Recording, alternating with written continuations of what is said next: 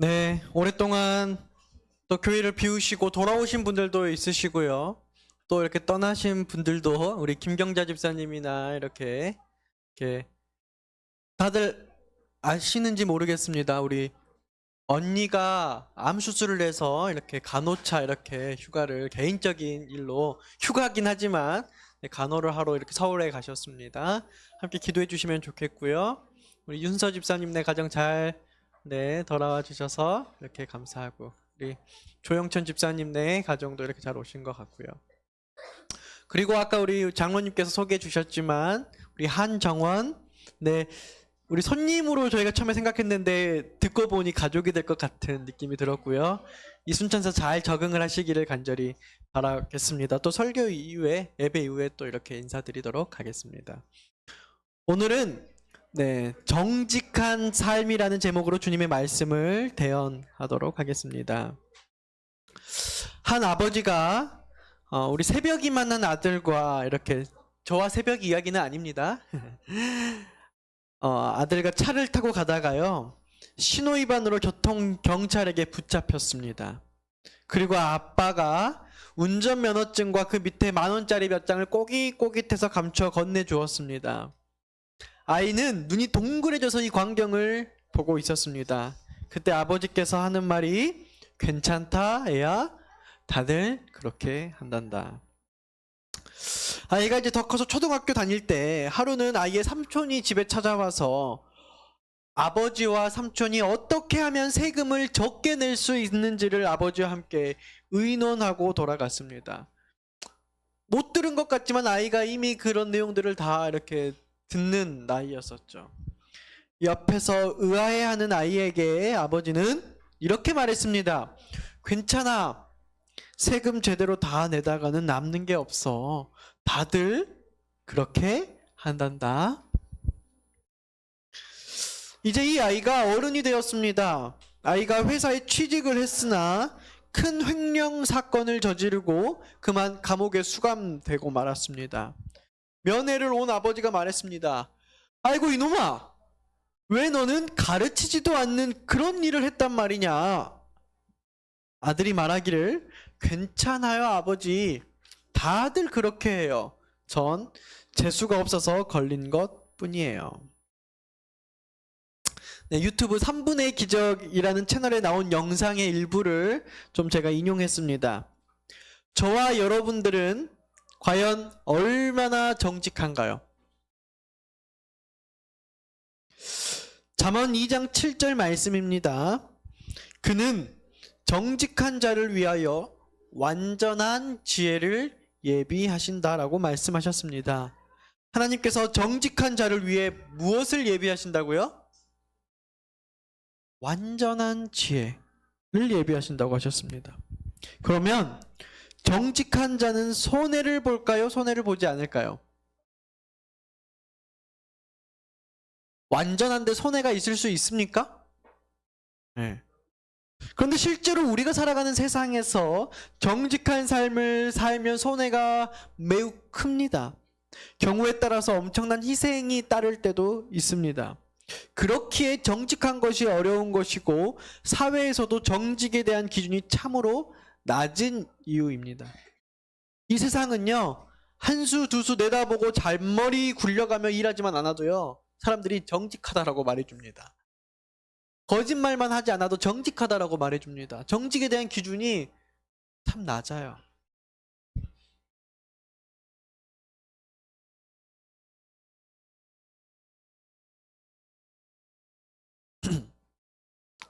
성경은 정직에 대해서 또 이렇게 말합니다. 정직이란 무엇인가? 뭐라고요? 화면에 자연스럽게 올곧은 사상과 자세, 특별히 성경적 정직에 대한 정의는 거짓말 안 하는 게 정직이 아니라 그것도 물론 매우 중요한 정직입니다만은 이런 거죠.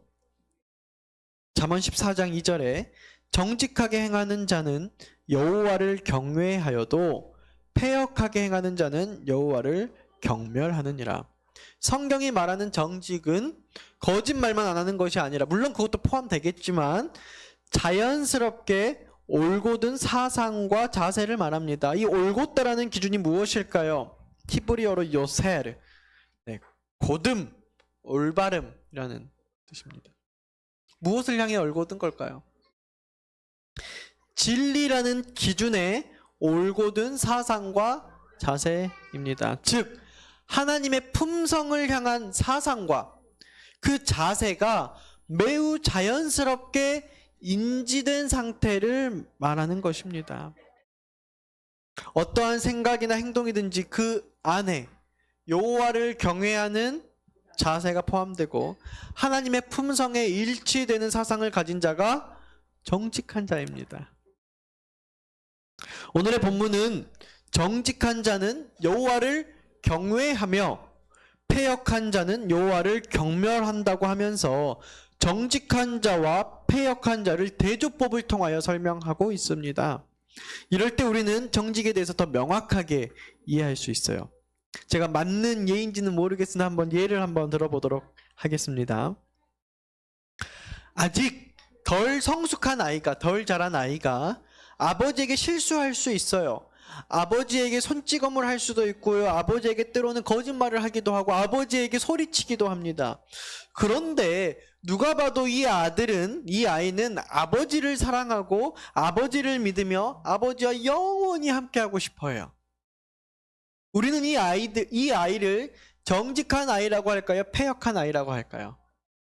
좀 이분법적으로 보자면요.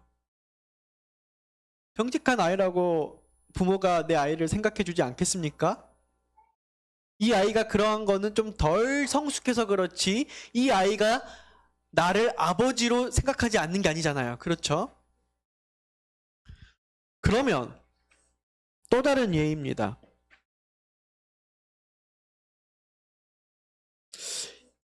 다 큰 아이예요. 어른이죠. 이 아들은 성숙해서 거짓말도 안 하고요. 못된 버릇들도 다 이제 없어졌습니다. 배움으로 인해서. 그러나 오히려 언제부터인가 아버지의 재산에 관심이 가기 시작해요.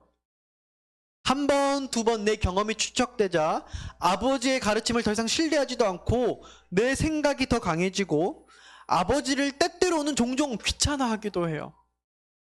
물론 상황마다 다 그럴 수밖에 없는 이유가 있었죠. 그렇지만 세상 기준으로는 아버지에게 실수하거나 사회적으로 무리를 일으킬 만한 부양의 실수는 하지 않았지만 우리는 이런 아들을 정직하다고 할까요? 패역하다고 할까요? 되게 좀 그렇죠. 정말 잘못된 게 없거든요. 어떻게 보면 세상을 살다 보면 자연스럽게 이루어지는데 그 순수한 우리 아버지가 최고, 난 우리 아빠랑 영원할 거야 라고 생각했던 그 아이보다 좀 더 패역하다고 느껴집니다. 제가 좀 더 자세히 묻겠습니다. 아까는 정직에 대해서 물었지만 좀 더 살을 붙여서요. 누가 하나님 보시기에는 어떤 자녀가 정직한 자녀라고 보일까요? 자연스럽게 아버지의 사상과 일치된 사상을 가지며 그것에 올곧은 자세를 가진 자녀이겠죠. 그 아버지의 사상이 바로 진리입니다. 오늘날 하나님께서 보시기에 정직한 사람은 진리에 일치된 사상과 생각과 행동들로 자연스럽게 굳어진 사람들입니다. 그러나 진리가 아닌 점점 내 생각으로 굳어진 사람은 하나님의 보시기에 부정직하고 패역한 사람들이라는 거예요. 거짓말이 기준이 아니고 세상의 도덕적 기준이 아니고 뭐가 기준이에요? 하나님이 기준입니다. 오늘 교과를 적용해 보면은요. 부정직하고 패역한 베드로에게 하나님께서 정직을 요구하시는 것입니다. 희미하게 진리를 인식하는 아직은 눈먼 베드로를 명확하게 만물을 구별하게 눈뜨게 하는 것입니다. 신앙은 해요. 저희가 하나님이 누군지도 알고 그분이 우리의 구원자이심도 압니다. 그런데 그분의 사상이, 하나님의 품성이 왜 예수님께서 이 땅에 오셔서 고난과 죽으심을 당하셨는지를 우리가 명확히 이해하지 못하는 것이 정직하지 않는 거예요. 그리고 그렇게 굳어지는 거예요. 하나님의 가르치심이 있는데 세상이 주는 그러한 진리, 세상의 진리들로 저희들이 굳어지는 것이죠. 여러분, 척추측만증 아시나요? 혹시 주변에 지인들 중에 있거나 보신 적 있으신가요? 혹은 이 정도까지는 아니지만 그러한 질병을 경험하고 겪고 있으신 분들이 있는지 모르겠습니다. 이 척추측만증은 일으키는 원인이야 다양해요. 선천적, 신경계 쪽, 특발성 등이 있겠으나 그중 대부분은 무엇 때문이냐면 자세가 좋지 못한 습관 때문입니다, 여러분. 자세가 좋지 않기 때문이 아니라 자세가 좋지 않는 것이 굳어졌기 때문이란 말입니다. 한 번 자세가 안 좋았다고 계속 척추측만증이 생기는 게 아니에요. 이 나쁜 자세를 고치지 않고 계속 이 나쁜 자세를 유지하고 이게 굳어졌을 때 이 척추측만증에 걸리게 되는 것입니다. 이 나쁜 자세가 교정되지 아니하고 오랫동안 유지될 때에 거기에 뼈가 굳고 그 옆에 근육들이 붙어서 척추측만증이 됩니다. 그러면 그때부터는요, 이제 내가 바른 자세를 하려고 해도 이게 잘 돼야 안 돼요? 되지 않아요. 더 이상 내 몸이 유연하게 말을 듣지 않는 것입니다. 이 폐역하다라고 하는 것은요, 악한 것이 굳어져 악에 더 이상 저항할 수 없게 됨을 말합니다. 여러분들 혹시 경험해 보셨나요? 그렇다면 정직하다는 것은 악한 것이 아니라, 악하지 않은 것이 아니라 악한 것에 굳어지지 않는 것을 의미합니다. 여러분, 식습관 굳어지면 고치기 어렵습니다. 말하는 습관요, 굳어지면 고치기 어렵습니다.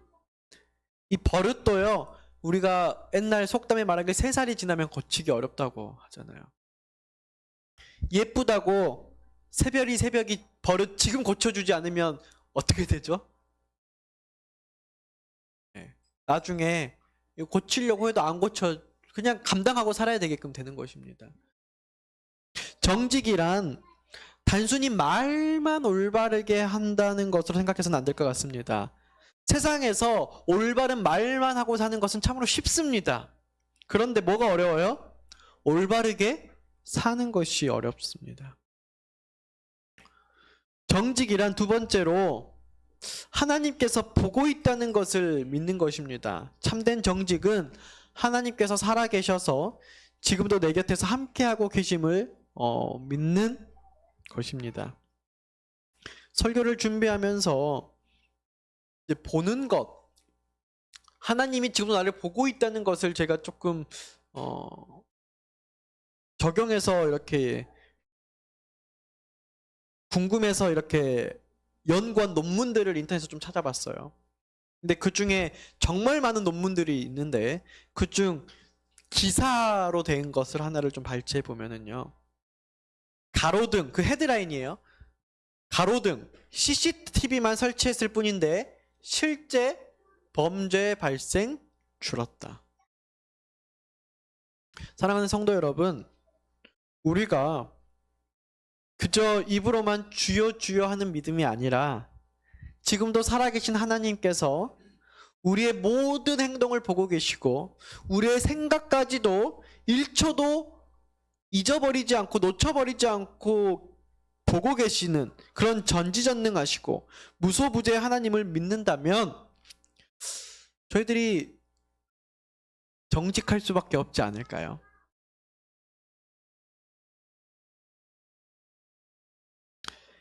네, 아버지가 보지 않을 때 육두문자 욕을 하는 사춘기 아들은 있어도요, 아버지가 보는 앞에서 육두문자 욕을 해대는 아이들은 없습니다.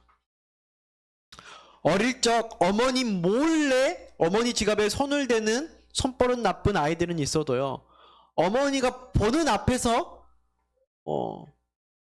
손찌검하고 도적질하고 도벽하는 아이들은 없습니다. 우리의 연약함은 하나님께서 믿음으로 말미암아 의롭다 칭해 주시지만 우리의 부정직함은 곧바로 믿음과 결부되는 일이기 때문에 하나님께서 어떻게 하실까요? 하나님께서 의롭다고 네, 칭해지실 수 없습니다. 잠언에 보면은 계속해서 대조적으로 나옵니다. 대저 패역한 자는 여호와께서 미워하시나 정직한 자에게는 그의 교통하심이 있으며 악한 자의 집은 망하겠고 정직한 자의 장막은 흥하리라. 악인의 제사는 여호와께서 미워하셔도 정직한 자의 기도는 그가 기뻐하시느니라. 여호와의 도가 정직한 자에게는 산성이요 행악한 자에게는 멸망이니라.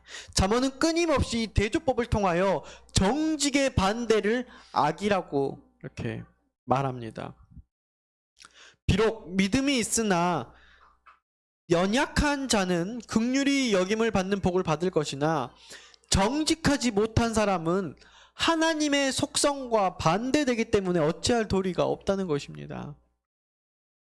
각시대의 대쟁투라는 책 486페이지에 하나님께서는 온갖 공정하지 못하고 정직하지 아니한 행위와 생각에 대한 정확한 기록을 가지고 계신다.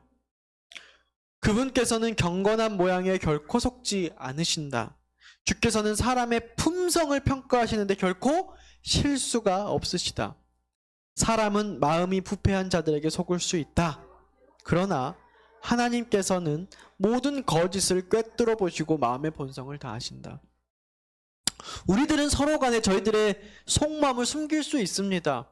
굉장히 양심을 어기고 패역한 생각을 하면서 살아가면서 그렇지 않은 척 연기하고 살아갈 수 있고 가면을 쓰고 살아갈 수 있습니다. 그리고 누군가에게 나는 되게 경건한 사람으로서 보이게 살 수도 있는 것이고 뭐 그렇게 포장할 수도 있어요. 그런데 누구만큼은 저희가 하나님만큼은 단 1초도 우리의 속마음을 숨길 수 없다라는 것입니다. 이것이 바로 영적 CCTV가 아니고 무엇일까요? 이것을 알고 믿는 자 어떻게 부정직할 수 있겠습니까? 결국 하나님 앞에서의 정직은요, 실천의 문제 이전에 하나님에 대한 인식과 믿음에 관련이 있습니다. 그래서 지식으로 우리가 정직해질 수 없는 거예요. 반드시 믿음으로 정직해질 수 있는 것입니다. 그들은 하나님의 뜻을 알고 그 뜻을 행하고자 정직하게 노력해 왔으므로 그들 자신들이 하나님의 율법을 범한 자들임을 깨닫자 매우 슬퍼하게 되었다. 그리고 정직한 자는요, 또 하나 자신의 죄를 깨달은 자들입니다. 우리는 죄 많은 죄인들이 분명하죠. 그런데 입으로만 죄인이요, 실제로는 내 죄를 깨닫지 못한다면 과연 내 자신이 정직한가 되물어 봐야 합니다. 나는 거짓말도 안 하고 나는 하나님 앞에 신실한데 내 죄는 모르겠고 아무 개의 죄들은 확실히 알겠노라 하면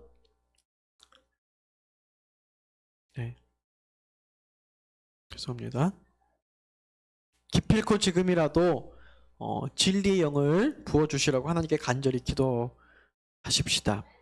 저와 여러분 모두가 하나님 보시기에 정직한 자로서 정직한 삶을 살기를 소망합니다.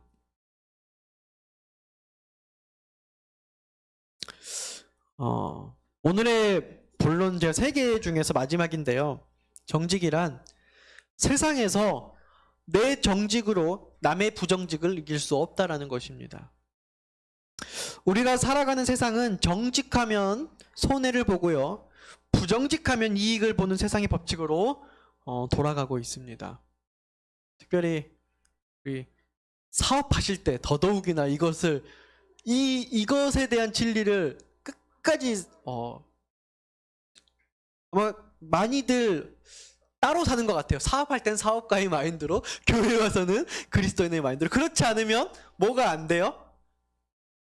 세상살이가 안 돼요. 다만 사업가뿐만 아니라 직장인들도 마찬가지고요. 사회생활을 하는 모든 사람들이라면 다 그렇습니다. 정직하면 손해봐요. 그러다 보니 분노가 많고요, 한이 쌓이고 절망이 가득한 세상이 되어버린 것 아니겠습니까? 이런 세상에서 정직하게 살려고 노력할 때 우리는 어떤 말을 듣습니까? 유난 떤다, 유별나게 군다, 그런 눈초리를 받고 살아야만 됩니다. 우리가 정직하게 살려고 노력할 때.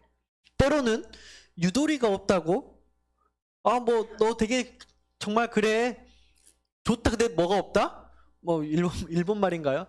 우리 흔히 쓰는 말이니까요. 이 말이 좋은 말이 아니에요. 되게 조롱하는 말이에요. 어떻게 보면은 비난하고 진짜 너무 숨 막힌다. 사회 부적응자로 취급받을 수가 있습니다.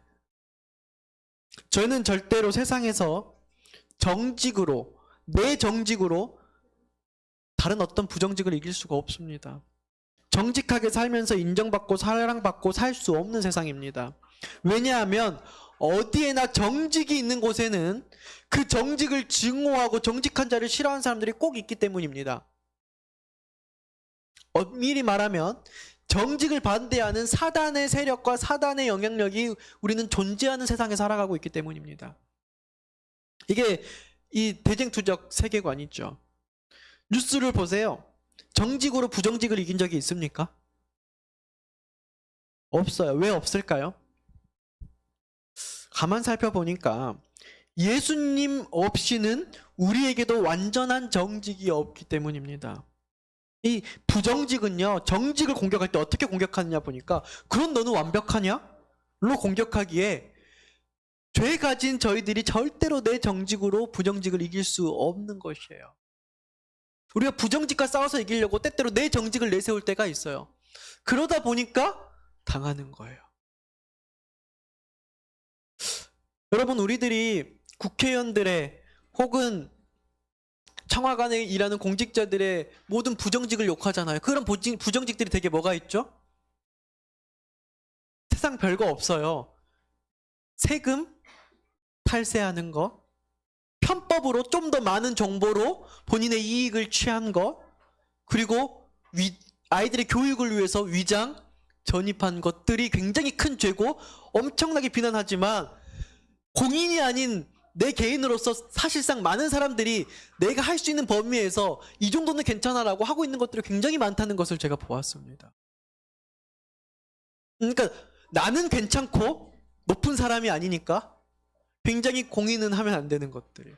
그러니까 우리들이 굉장히 욕하는 것들에서 가만히 살펴보면은 나는 되고 너는 안 되는데 너는 굉장히 유명한 사람이고 높은 사람이고 대단한 사람이니까 너는 안 되라고 우리가 할 수 있는 그냥 욕을 해야 하는 거예요. 그냥 그런 게 많은 것 같아요. 그러면서 똑같은 더 아무것도 아닌 상황에서 나에게는 그게 감찰되지 않는 상황에서 나는 그런 것들을 너무나도 내 스스로 당당하게 이 정도쯤이야 아무 남에게 피해 주는 것 아닌데 라는 생각으로 우리가 살아가고 있을 때가 많다라는 것을 느꼈어요. 이것을 또 다시 정립해 보니까 어쩌면 내가 그렇게 훌륭하지 못하고 내가 그렇게 출세하지 못해서 갖는 열등감과 자격지심이 아닌가라는 생각도 한번 해보았습니다. 결국 우리는 다 부정직한 사람들입니다. 그렇다고 여기서 설교하고 있는 저 역시도 거기서 자유롭지 못한 사람, 저도 굉장히 정직하게 살려고 노력해 왔지만 그렇지 못한 사람이에요. 저는 정말로 정직하고 싶어서 거짓말을 안 하려고 남들에 비해서 모든 유부남들에 비해서 나는 아내에게 거짓말을 안 하는 사람, 나는 비상금을 숨기지 않는 사람, 나는 사소한 거짓말도 하지 않고 당당하게 솔직하게 놀러 가는 사람 뭐 그렇게 하는 게 있잖아요. 나름대로 제가 목사라서 일반적으로 세상에서 용인하는 그런 거짓을 저는 하지 않으려고 노력했다고 떳떳하게 살았는데요. 제 집사람이 저를 볼 때는 입만 열면 거짓말하는 사람이라는 그런 뉘앙스를 줄 때 얼마나 억울한지 몰라요. 내가 거짓말 안 하려고 남들보다 얼마나 떳떳하게 살았는데 내가 도대체 무엇을 거짓을 했지? 근데 뭔가 그렇게 보이나 봐요.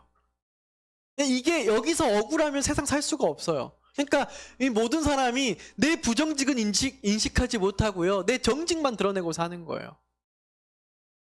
전에 제가 교회에 있을 때 제가 이때까지 목회하면서 여러 교회를 다니면서 딱 한 번 정말 민감한 사항으로 밤늦게까지 직원회를 한 적이 있었어요. 밤늦게까지.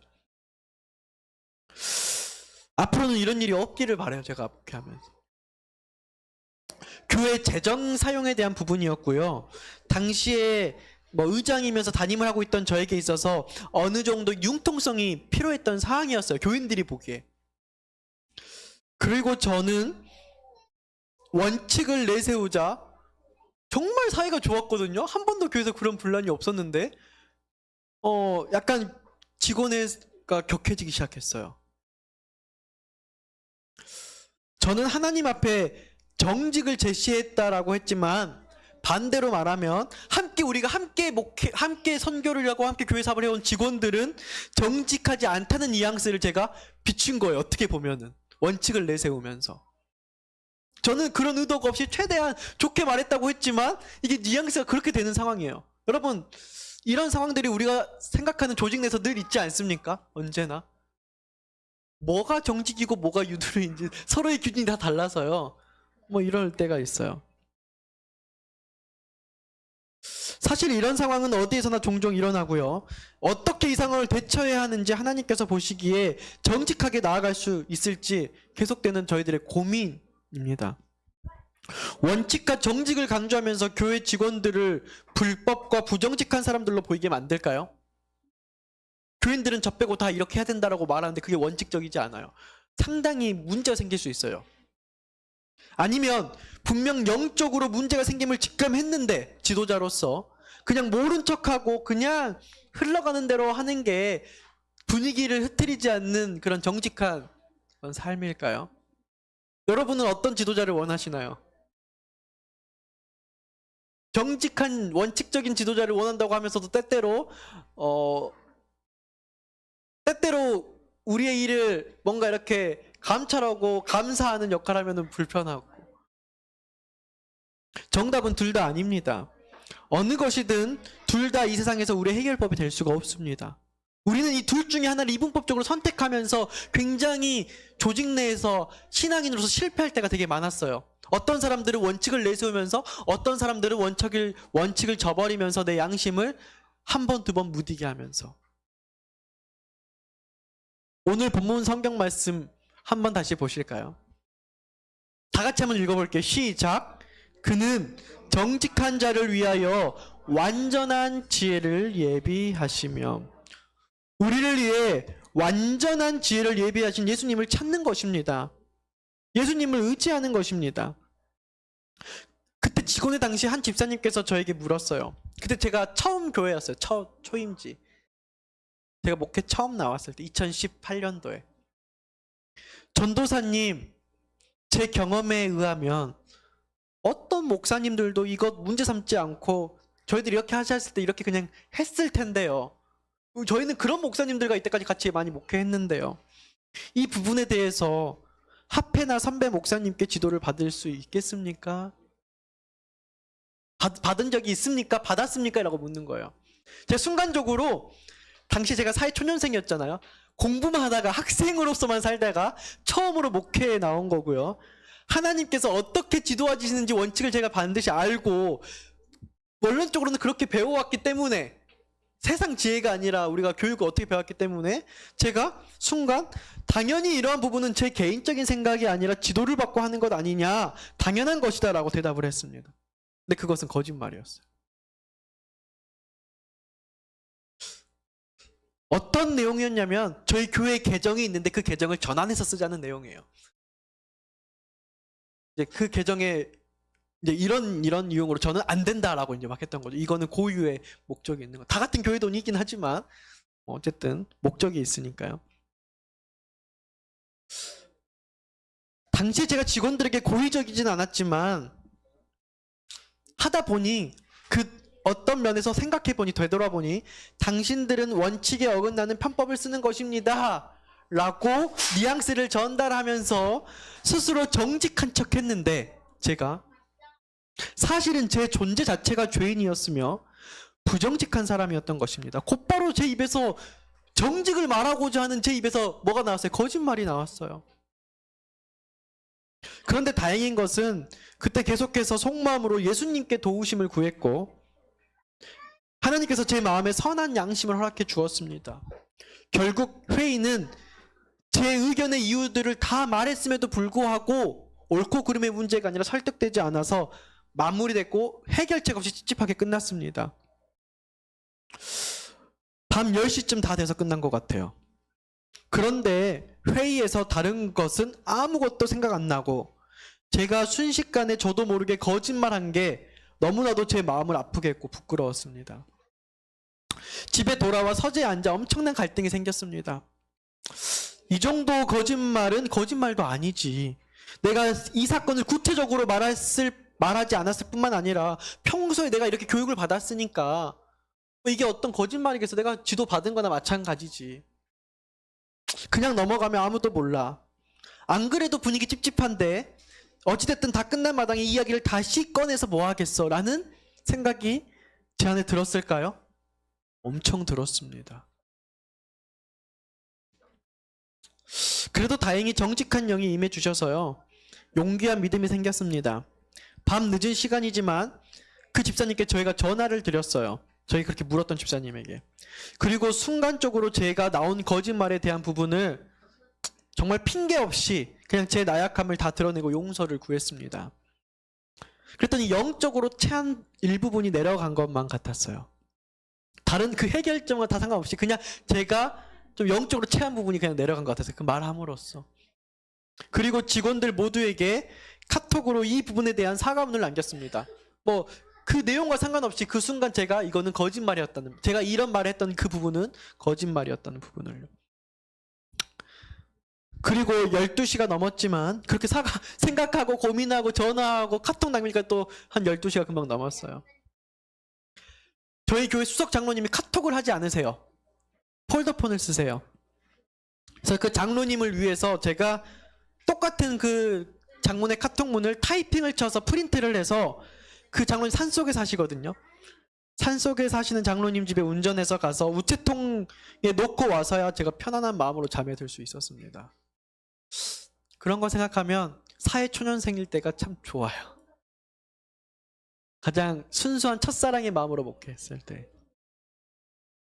제 나름대로의 성경적 논리와 설득으로 해결되지 않았던 교회의 아픈 부분이 그 순간 나타났던 저의 연약한 죄를 고백하면서 차가워졌던 교회 분위기가 신기하게도 급 따뜻해졌습니다.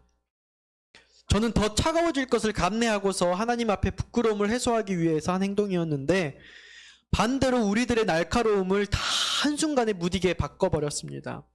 그리고 그 문제의 사건, 정말 좋은 방법이 생김으로써 제가 제안했던 제안이 저는 완벽한 제안이라고 제안했는데 그 제안보다 더 완벽한 문제로 직원들의 제안의 원칙의 문제도 전혀 문제 없이 해결할 수 있는 좋은 방법들이 생겨 모두가 웃으며 하나님의 큰 일을 이렇게 할 수 있었습니다. 당시에 저희가 교회에 파산 신청을 해서 몸뚱아리밖에 없는 분을 회생시키는 일에 도움을 드리고자 모금 운동을 했고 모금 운동이 저희가 생각하는 금액보다 엄청 많이 모금이 돼버렸어요. 사람들이 감동을 많이 해서. 그러니까 직원들은 그분을 도와주는 데는 이 정도면 되니까 이 돈은 다르게 사용을 하자고 했는데 저희가 모금을 할 때 이분을 위해서 모금했기 때문에 이 감동의 모금이기 때문에 그 이분을 다 쓰자. 뭐 이런 이제 어떻게 보면 융통성이 좀 필요할 수도 있고 원칙일 수도 있는 막 이런 문제들이 큰 어떤 문제도 해결되지 않고 그분을 도와주고 또 직원들의 그런 아이디어도 이렇게 원칙적으로 문제 없이 해결할 수 있도록 이렇게 해결이 잘 되었습니다. 그리고 그분은 서울에서 파산해서 시골에 와서 거할 데 없이 사는데 지금 그분이 서울에서 한 40평 되는 골프 레슨 하시는 분이었는데요. 기술은 있잖아요. 근데 아무것도 없이 몸뚱이를 빚만 지고 이혼하고 위자료만 잔뜩 준 채로 이렇게 돌아왔는데 저희 아주 작은 교회, 이 순천 참빈만큼이나 되는 어려운 교회에서 그분을 도와줘서 그분이 지금은 정상적인 삶을 살고 있어요. 그때 그 순간의 도움이 굉장히 큰 도움이었어요. 그때 모금운동에서 컨테이너 하나를 해드렸거든요. 거기서 먹고 자고 본인이 기술이 있으니까 일을 다시 시작할 수 있도록 골프채를 이렇게 수정하고 레슨하고 뭐 이런 일들을 하는데 그러니까 자식들과 자녀들은 유학하고 엄마는 애들을 하면서 엄청 잘 살았어요. 잘 살았는데 사업이 잘 됐는데 한순간에 이혼하면서 문제가 생기면서 위자료를 내면서 망하고 한순간에 망가진 이 삶을 도와준 게 저희 교회였던 거예요. 약했던 교회. 정직한 일을 하기 위해서 했던 일에 때로는 우리의 부정직들이 방해를 했고 그것을 다시금 승리하게 했던 것이 정직이었던 것입니다. 여러분 윌리엄 밀러를 잘 아시나요? 네, 재림교회사에서 나온 아주 중요한 인물인데요. 그에 관한 기록을 보면 이렇습니다. 그리스도의 재림을 선포하는 일을 지도하도록 하나님의 택하심을 입은 윌리엄 밀러는 성경의 권위를 의심하면서도 진심으로 진리를 알고자 갈망한 착실하고 정직한 농부였다. 이 윌리엄 밀러의 재림 운동이 오늘날 이 교회를 있게 했습니다. 그는요, 교수도 아니고 어떤 재력 있는 사람도 아니고 당시에 높은 배운 사람도 아니었습니다. 그는 농부였는데 그는 어떤 농부였어요? 정직한 농부였습니다. 정직해야 택하심을 받을 수 있습니다. 돈 많아야, 똑똑해야, 영어 잘해야, 조직 경영을 잘해야, 기획을 잘해야, 리더십이 있어야, 요즘 같은 첨단 시대엔 IT 전산 기술이 많아야 택함을 받는 것이 아니라 정직해야 택함을 받습니다. 하나님 앞에 정직한 자는 자존심을 세우지 않습니다. 도리어 내 자아를 더 죽이는 일을 매일 함으로써 우리의 자세와 우리의 성품을 하나님의 성품에 일치시키는 올곧은 자세와 생각, 올바른 가치관을 가진 사람들입니다. 신앙하는 저만의 노하우가 하나 있습니다. 그중 한 가지를 오늘 공개하면, 사단은 저희들의 모든 외적인 것을 다 볼 수 있지만 마음 속까지는 읽지 못합니다. 그래서 저는 항상 사단에게 포커페이스 합니다. 제 속마음을 사람뿐만 아니라 사단에게도 들키지 않기 위해서입니다. 들켰다가는요, 사단이 저를 아주 강한 방법으로 시험 들게 할 것이기에 어떤 것도 노출해서는 안 됩니다. 그래서 저는 표정이나 어떤 것도 제가 사단에게 노출시키지 않으려고 이 포커페이스를 하다 보니까 사람들에게도 포커페이스 한다는 말을 종종 듣기는 해요. 대신 언제든지 어려운 상황이 오면 제가 겉으로 그걸 무서워하지만 무서워하는 척하는 것이 아니라 반드시 속으로 말합니다. 확신을 갖고 표정으로서는 절대 티를 내지 아니하고, 적장에게 제 두려움을 노출시켜서는 안 되니까 티를 내지 아니하고 대신 속으로는 확실하게 말합니다. 하나님께서는 한 글자도 놓치지 않고 제 속마음을 다 듣고 들으시는 분이고 그것을 들어주시는 분이시기 때문에 제가 어떤 상황이 있어도 겉으로는 제가 포커페이스를 유지하나 속으로는 하나님께 다 고백합니다. 저는 이게 정말 지금 무섭습니다. 이게 정말 두렵습니다. 이게 정말 떨립니다. 이러한 걱정을 하고 있습니다. 하나님 도와주세요. 때때로 제가 단에 설 때 무서우면 정말 매번 하나님께, 여러분들 앞에서는 제가 어떤 상황 속에서 어떻게 설교 준비를 어떻게 했는지는 모르겠지만 티를 내지 않아도 하나님께는 제가 고백합니다. 제가 지금 이런 지경입니다. 이런 상태입니다. 제가 단에 서기에 정말로 두려운 상태입니다. 하나님 깨 해주세요. 그럼 하나님께서 제게 담대함을 주십니다. 이렇게 살다 보니 제가 얻은 것이 있는데 그것이 자유와 담대함입니다. 정직한 사람은 세상이 주지 못하는 자유를 가지고 행복하게 살아갑니다. 남들과는 다른 자유로 남들과는 비교 못할 행복을 가지고 살아갑니다. 그러기에 담대합니다. 저는 초등학교 때까지 정말 찌질이 찐따 쫄보였어요. 그러다 보면서 제가 중학교 한 2학년 때부터 고등학교 다닐 때 변화가 왔어요. 그때 제가 교과 시간에 우리 교회 장로님에게 다니엘서와 요한계시록을 배우면서 혼란스러웠던 신앙의 확실한 하나님에 대한 인식이 제 안에 생겨나기 시작했어요. 제가 얼마나 찌질했는지 제 고향 친구들은 다 잘 압니다. 그런데 제 안에 신앙이 들어오고 나서 제가 포부가 커지고 매우 담대한 사람이 되었어요. 매우 밝은 사람이 되었습니다. 심지어 하나님께서는 내 자신뿐만 아니라 때때로 정말 이 부족한 사람을 통해서 하나님께서 하셔서 다른 사람들까지 변화시키는 사람이 되게 하셨습니다. 완전히 다른 사람이 되게 하셨어요. 제 스스로 너무 만족합니다. 그래서 이렇게 말도 안 되게 좋은 와이프를 만나서 이렇게 예쁜 아이들을 키우고 살 수 있는 것에도 하나님의 은혜라 생각이 됩니다. 과연 제가 이게 가능했을까? 교과 시간에 아이들이 갑자기 저보고 첫사랑 이야기를 해달라 하더라고요. 오늘 처음 제가 교과했잖아요. 선교사님이 없어서. 그래서 뭐라고 했을까요? 목사님은 너무 찌질해서 모쏠이었다가 처음으로 우리 사모님 만나서 결혼했는데 했더니 애들이 거짓말하지 말라고. 그랬더니 아니야 목사님 찌질해서 모쏠이었어 했더니 인정하더라고요. 상처받았습니다. 맞네 인정. 이런 제 삶을 보면 정말 하나님께 감사의 영광을 돌릴 뿐더러 하나님께 정말 감사하게 되는 것이죠. 잠언 23장 16절에 만일 내 입술이 정직하면 내 속이 유쾌하리라. 진리에 기초한 자세를 갖는 것이 정직이라고 했는데 그 진리가 날 자유케 합니다.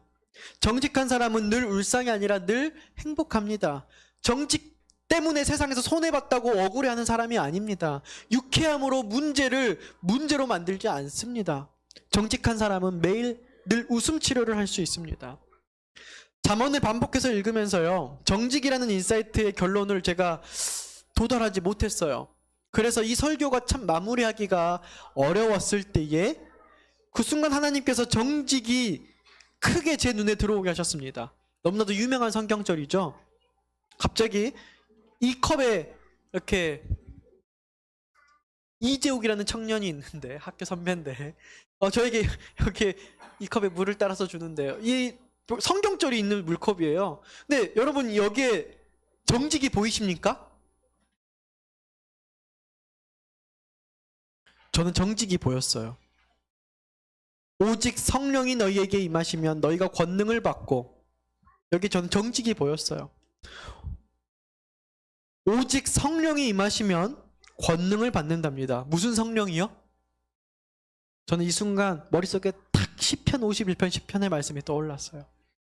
하나님이여 내 속에 정한 마음을 창조하시고 내 안에 정직한 영을 새롭게 하소서. 이 다윗이 우리아의 아내 바세바를 취하고 동침하고 선지자의 나단의 책망을 듣고 회개의 기도가 바로 시편의 51편인데요. 그 무서운 죄를 진 다윗도요, 정직한 영이 임하사 권능을 받아 새롭게 되었습니다. 새롭게 회복하는 것의 필수가 무엇이라고요? 성령이에요.